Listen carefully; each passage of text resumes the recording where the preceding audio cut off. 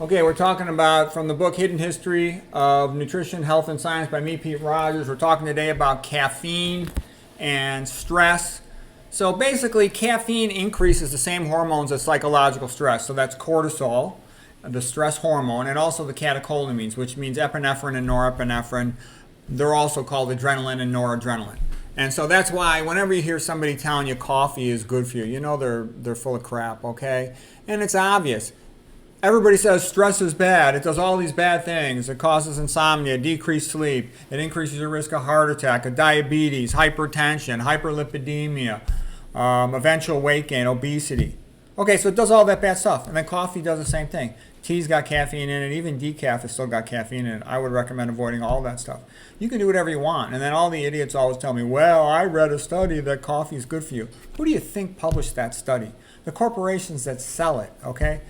These are billion-dollar food products. They've got big budgets. They can produce all these fake papers. You can publish anything you want in the medical and scientific journals if you got money. It's just a fact, okay? So that's why the value is to go back to old papers and old books where people tell the truth and you use your logic, okay? What does caffeine do when it's injected into the body?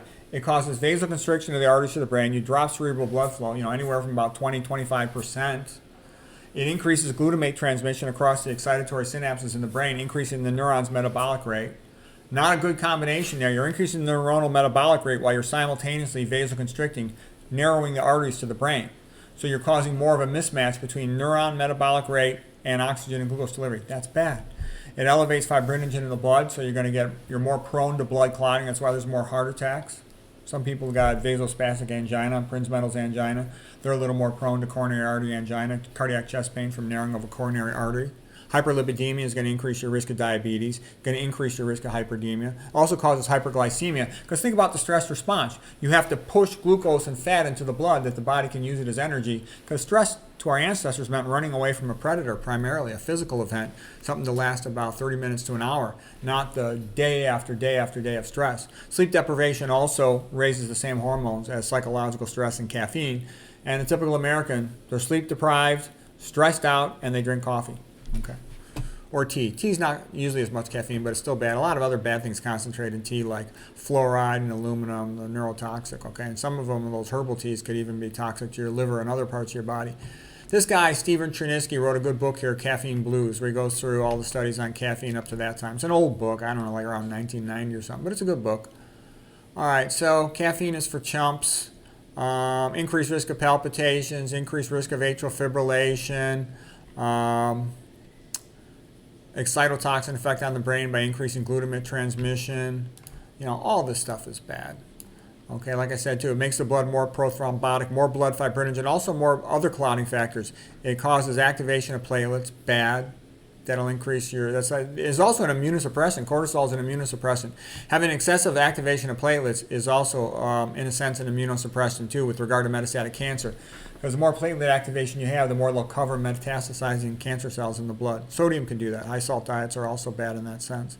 Also increases factor VIII clotting factor. Not good. Oh, I did mention here, increased metastatic cancer. Okay. Hidden by the activated platelets, okay? Increased urinary excretion of calcium, so increases your risk of kidney stones, of osteoporosis, okay? All right, so not a smart thing to do. All right, so that was what I wanted to cover with this talk. So stress is bad for you, and then sleep deprivation is bad for you, and that also means caffeine is bad for you. Okay, it's rather obvious if you look at the paper.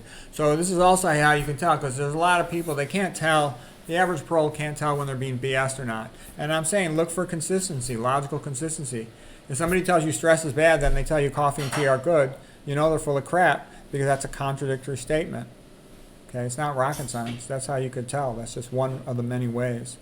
And also, once they start BSing you about coffee, the odds are likely they're going to start BSing you about something else. Because anybody who studied physiology should know this. If they don't know it, they're an idiot or a liar, okay, or they're trying to sell you something.